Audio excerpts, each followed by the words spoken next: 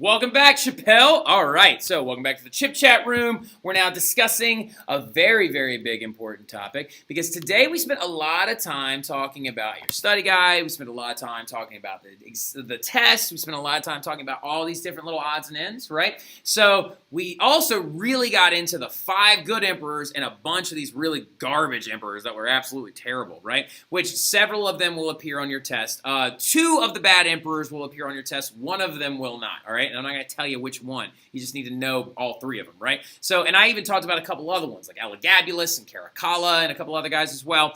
But the 5 good emperors were great. You got Nervan, Trajan, Pius. Nervan, Trajan, Hadrian, Pius, Marcus Aurelius, right? Those are very important. You need to study them. But something you need to also really understand is that it doesn't matter how many good emperors you have, because the fall is now coming, right? And I don't mean like summer in Rome is beautiful, and then the spring is also great. Winter's the best, and the fall, like the fall of Rome is coming, right? Because this is now, and also just a heads up, we're going to insanely oversimplify this, right? The fall of Rome literally spanned almost 250 years. Took a huge amount of time. But we are going to hit the high notes as the reason why Rome eventually fell and why Rome is not still the dominant empire throughout all of Western history. But it is very, very important for you to know the major themes, right? And first of all, what you really need to understand is that Rome is going to really, really decline in the west, right? The Romans are going to decline heavily in the west, right? On the western half of their empire, so towards this direction.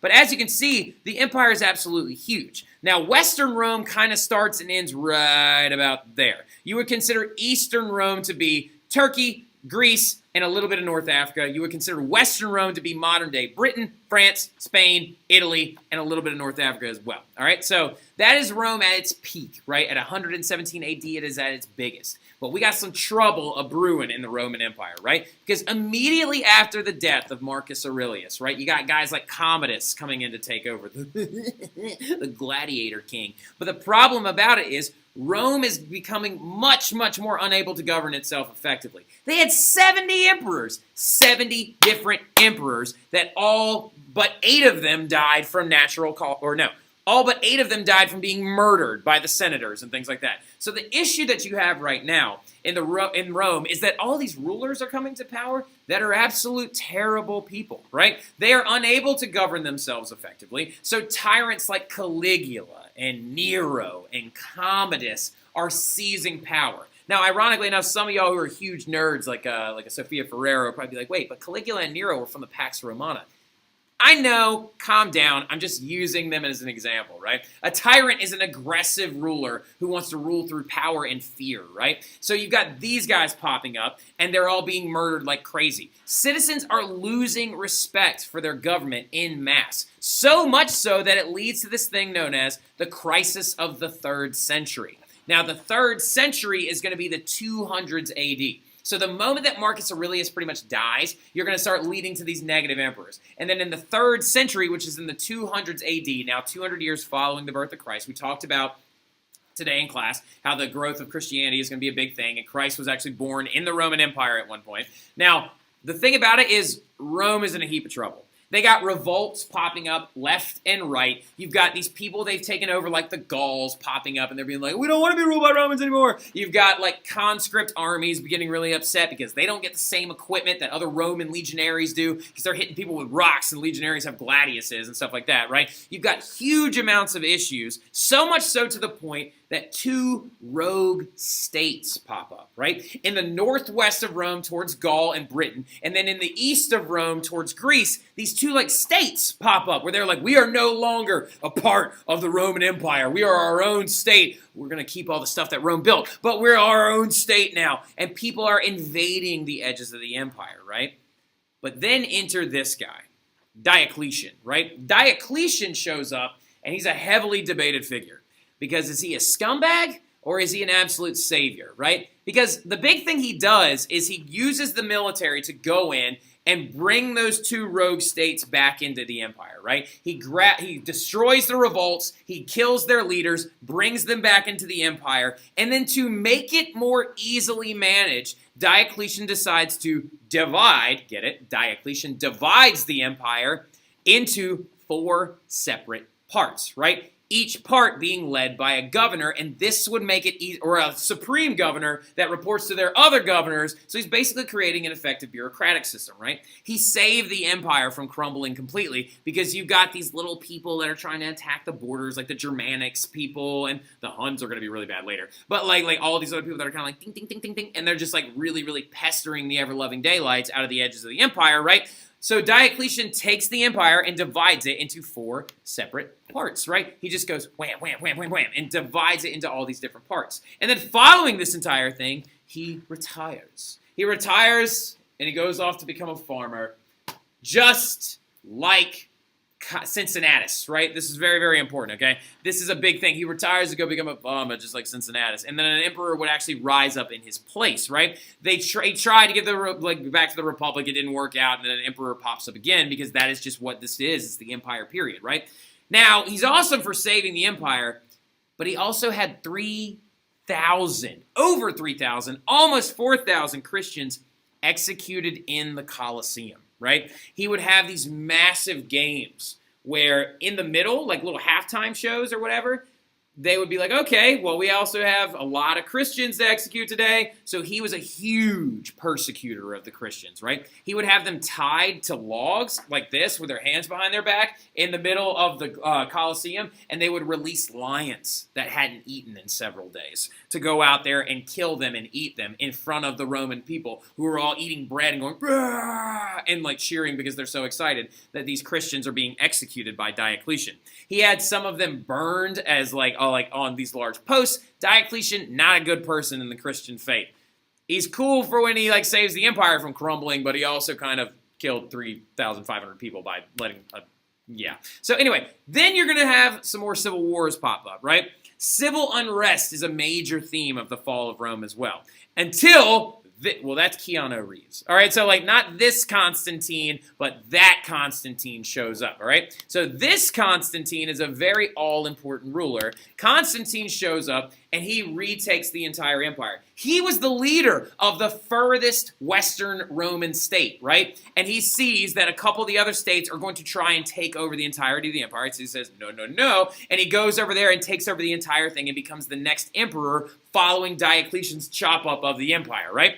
And he retakes the entire empire. And his big idea is, let's not make just one capital, the one in Italy, let's make 2 of them, right? And so he creates 2 different capital cities, one in the original Rome that exists in Italy, and the other one over in towards Greece in a place called Nova Roma, meaning New Rome, which would later be renamed Constantinople after him, right? So this is also, he is going to be huge. He is going to legalize Christianity. Because according to legend, all right, so according to legend, at a major battle that Constantine was about to go off and fight, he had a dream beforehand that literally he looked up into the stars while while his battle was occurring, and he saw an image that was given to him by Christ and God themselves. And he had that image carved onto the shields of his soldiers after he woke up, and they won this major battle. And so he then apparently converts to Christianity and legalizes Christianity within the entirety of the Roman Empire. So we don't have to worry about people like Diocletian or Nero anymore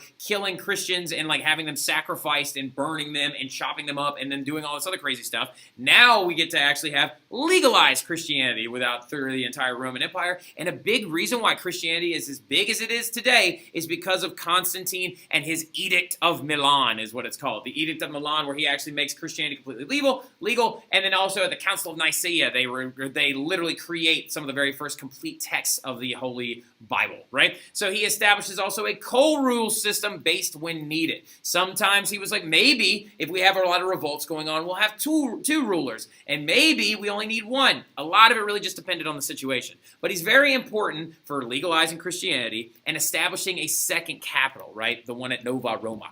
And where he establishes this is he establishes it right over here, over in the between the border of Greece. Well, that's actually Bulgaria now. Bulgaria and Turkey. And Constantinople becomes a major trade city later on, and it's kind of a really, really big reason why the Romans were able to stay alive for as long as they did. All right, so now, then you're going to see, like, they just keep going from, like, one province to the other, right? We got tyrants taking over. Diocletian fixes that. Then you got Diocletian murdering Christians and establishing 4 states, and then one of those 4 states decides they want to pop up and take over everything. And then you got Constantine fixing that, right? And then once that occurs and is finally done, now you're being invaded by multiple barbaric tribes, right? So in the late 300s and early 400s AD, so let's say the late 300s and the early 400s AD, you're seeing these barbarian tribes invade, right? And migrate, too. This is a very important thing, because they needed land to escape these people known as the Huns, right? The Huns are a massive barbarian tribe, huge barbarian tribe,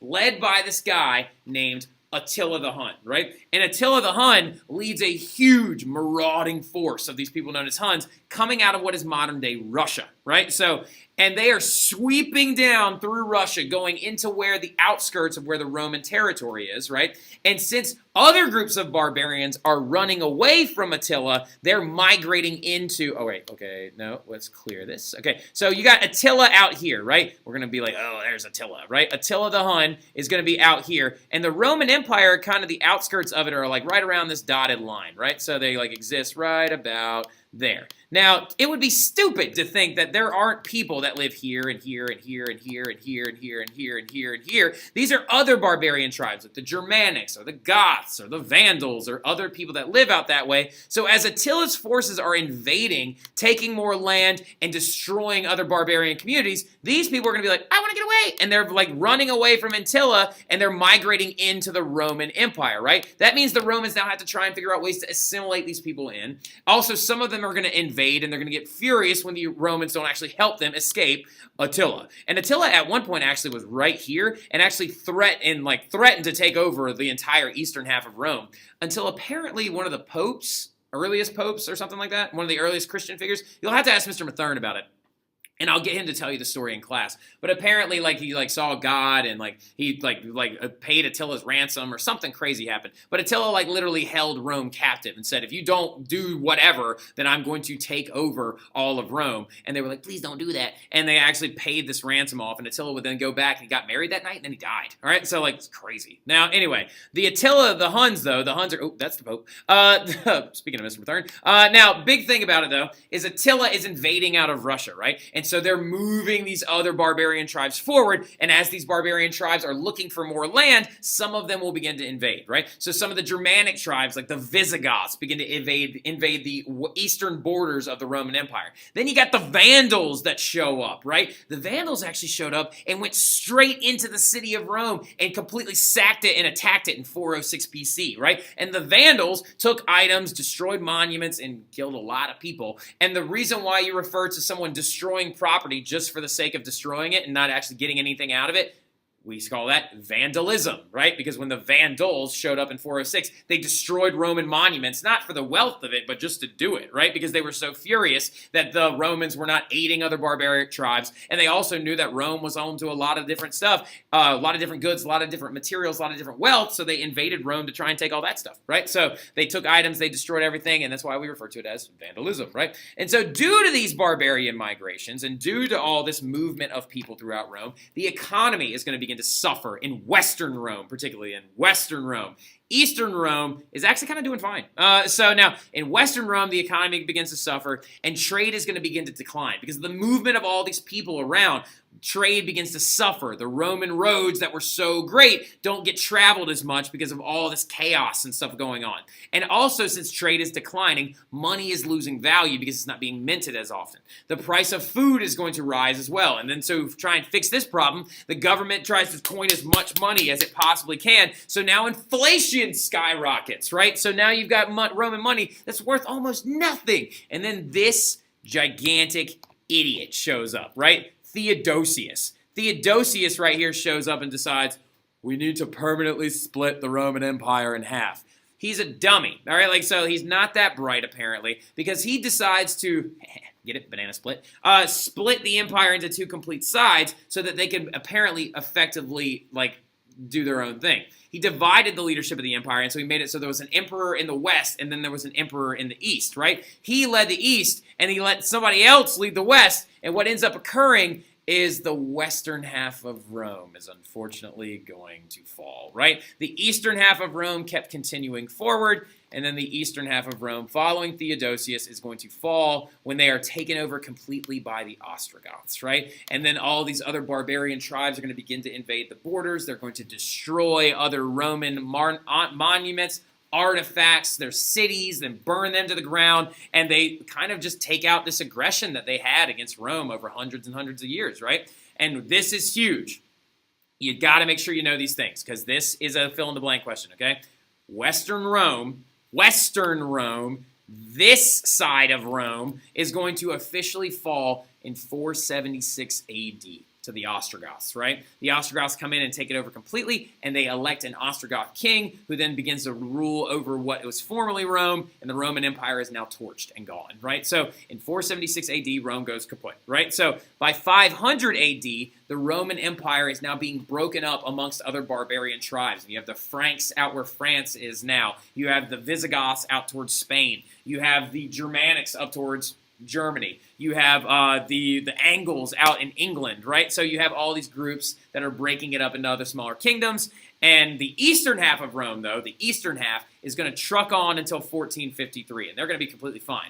Now, we're going to talk about this really quick, and some of you are going to be like, but I thought you said Rome stayed aligned. Well, it's the eastern half, right? And Renaissance writers later on are going to refer to it as something else, okay? All right, so there you go.